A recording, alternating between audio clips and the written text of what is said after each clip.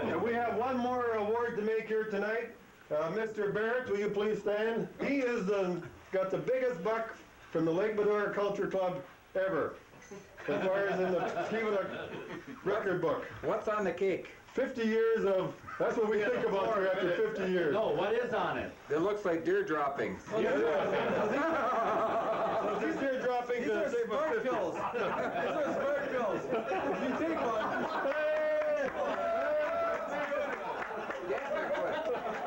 One of the most successful and best-known camps on the Keweenaw Peninsula is the legendary Mosquito Lake Culture Club near Copper Harbor. The Culture Club festivities include Awards Night, a tradition that goes back to the days of its founders. It's a grand affair as hunters from neighboring camps renew old acquaintances, partake in hand-pumping and backslapping, and enjoy the Keweenaw's finest cuisine. It's an event that was immortalized in a magazine article by the late Mac Frimidig of Laurium. Mac was a witty humorist, an artist, a writer, a lover of the Upper Peninsula outdoors. Well, that's about the most unlikely name we could have for the club. That's why I came up with it, I guess. But these guys started hunting here back in the early 20s, I guess, and 30s, some of the old timers that I knew. I was a young guy then. I was one of the young ones, and I'm the oldest guy in the whole crew there now, I think. And it's nice to see young guys come. You know, last night they had the young boys getting their first bucks and that. It's kind of nice.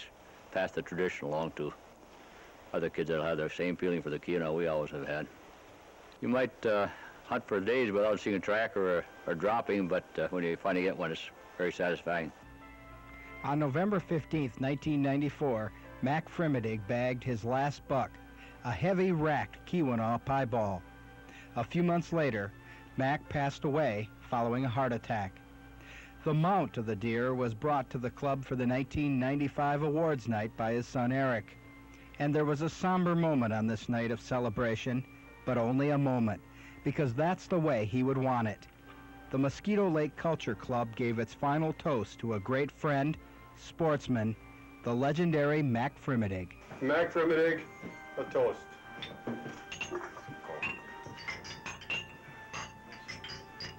Bottoms up. To Mac. To Mac. To Mac. Mac. Amen. 19 6/8. Beautiful. Beauty. You want the points?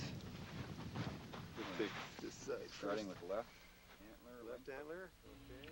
Gene Arnson's camp near Copper Harbor is the current address of the Mosquito Lake Culture Club. The camp is the official scoring site for their annual Big Buck contest, and according to Arnson, the number of trophy deer varies dramatically from season to season. The deer here are very few and far between, and there's been some years when we've had anywhere between 5 and 10 hunters, and nobody even sees a deer. So there's been years when we've had this buck contest go over for more than 1 year before somebody wins it even. You really got to be dedicated to hunt up here, and you got to have patience and perseverance. We don't have the competition that you have elsewhere. We can go out and walk all day when there is snow, and you won't even cross another man's tracks. You may not cross a deer's tracks either, but we do have a lot of solitude.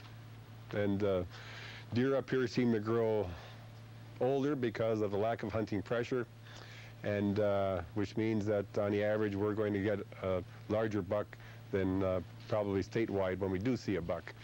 The northern part of the Keweenaw Peninsula, jutting out into Lake Superior, is perhaps the most inhospitable place for whitetails in Michigan. Severe winters with deep snow, combined with marginal upland habitat, naturally keep deer numbers low. However, in recent years, things have been improving on their summer upland range as the timber program has been increasing. But as one DNR biologist told me, it is possible to increase deer numbers here, but in all likelihood it will never be like the rest of the Upper Peninsula. Here, it is strictly survival of the fittest.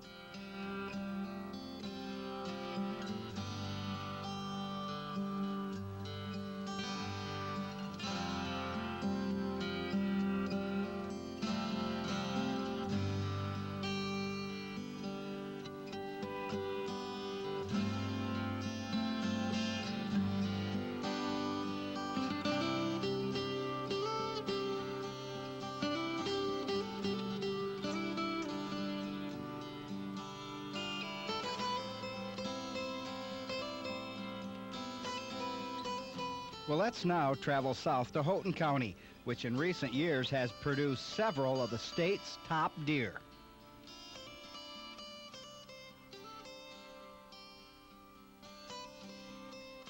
First up is Richard Malari of Tri-Mountain, but his friends all call him Denny. Denny took this beautiful Houghton County 12-pointer during the '95 season. Is there a story behind it? Well, not really. I've been in that same spot for about 15 years.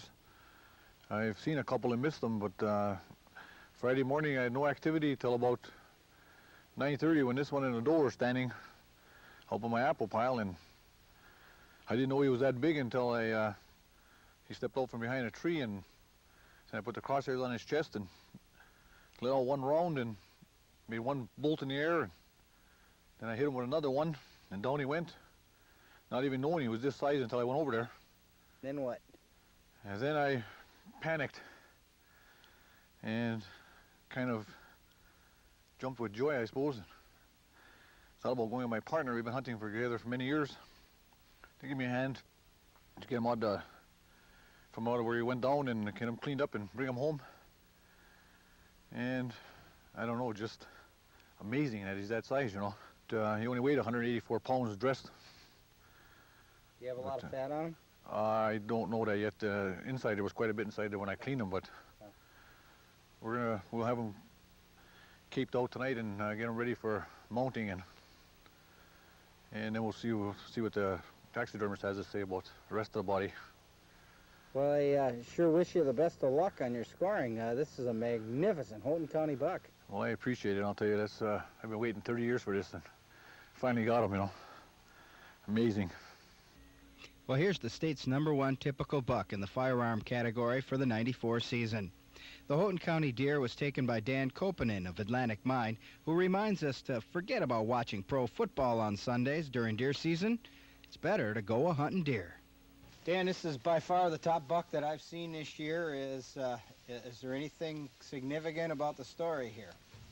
Only that is off my brother's stand. He went to watch the Packers lose while I was out getting this. So he was at home watching TV and you got this? Yeah. And what did he say when he saw it? I guess he was kind of upset that he didn't go hunting instead of watching football.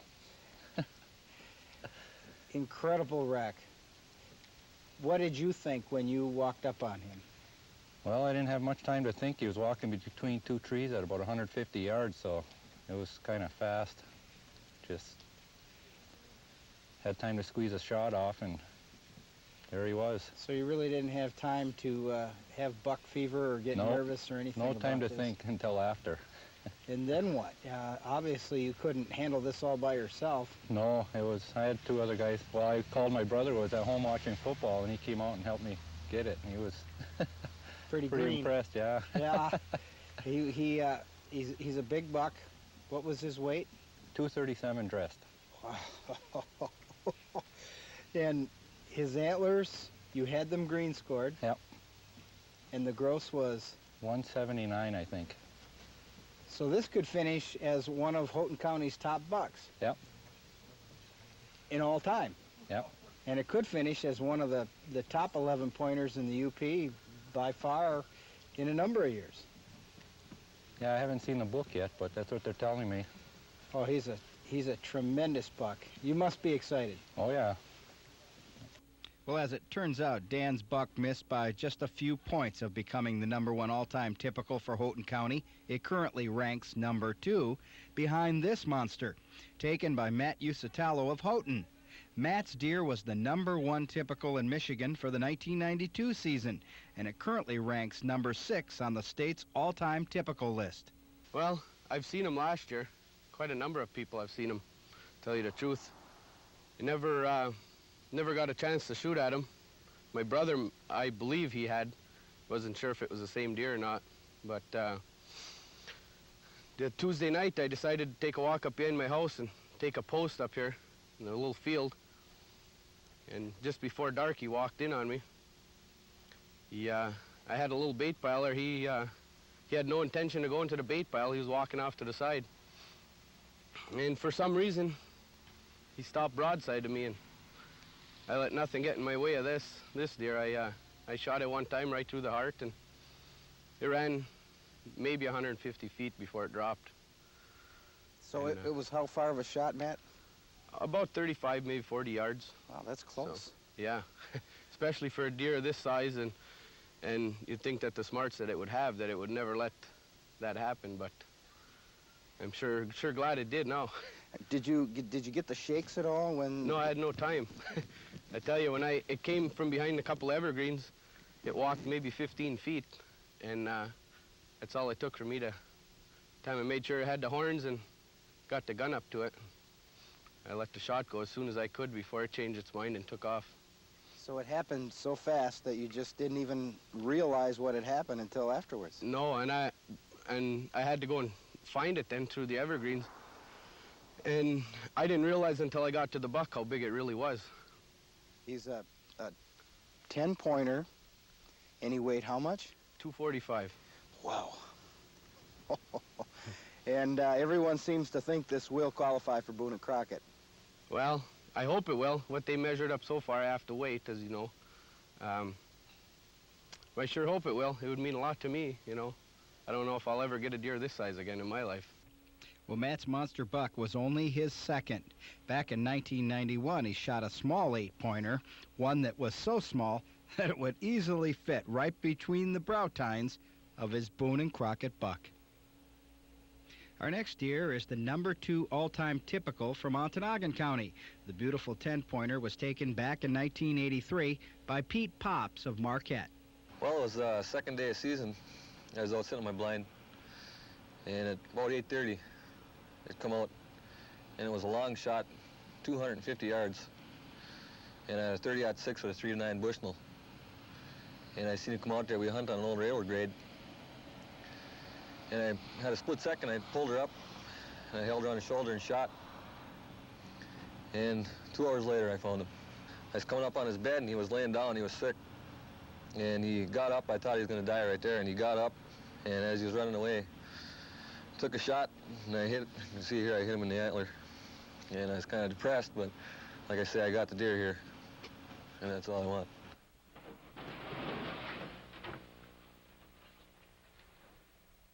Well, here's a nice wide-rack buck taken in Gogebic County back in 1985 by Jeff Wasson of Watersmeet.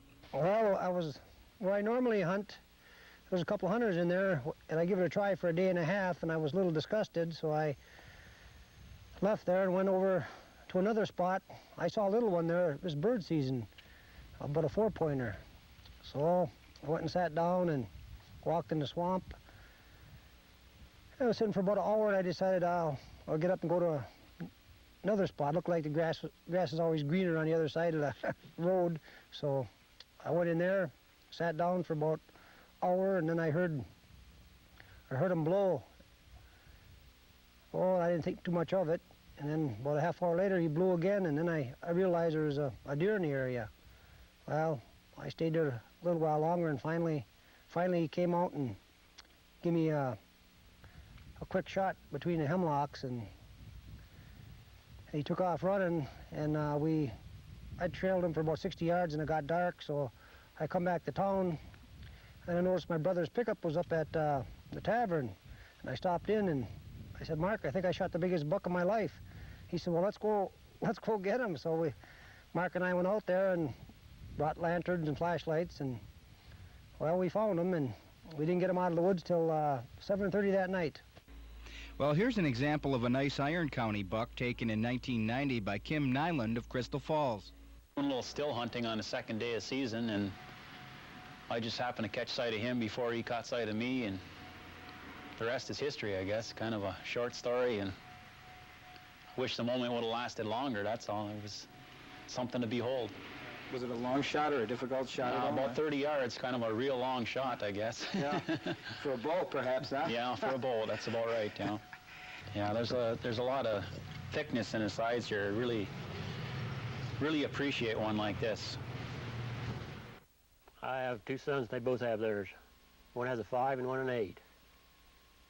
They got theirs first morning, and I told them that night I was going to go out and the next morning and get one of his antlers caught between 2 trees. Well, Don Etchison of Greentown, Indiana, has hunted from his Iron County camp since 1959. In 1986, he shot his all-time best, a 12-point 200-pounder. Well, he was chasing a doe, and I stirred the scoop up because I thought the doe might be a buck when I heard it come running. And he run out there and stopped, and then I didn't have no scope, so I shot him shotgun style. Just shot down the barrel, looked down the barrel. Now, you say you didn't have a scope. I had to throw it off the side to pivot mount. Instead of cracking it back on and making a noise, I just sighted down the barrel and let her go. And we're about 20 steps from me. And where did you hit this buck? Right through the ribs. He run about 100 yards where I found him laying.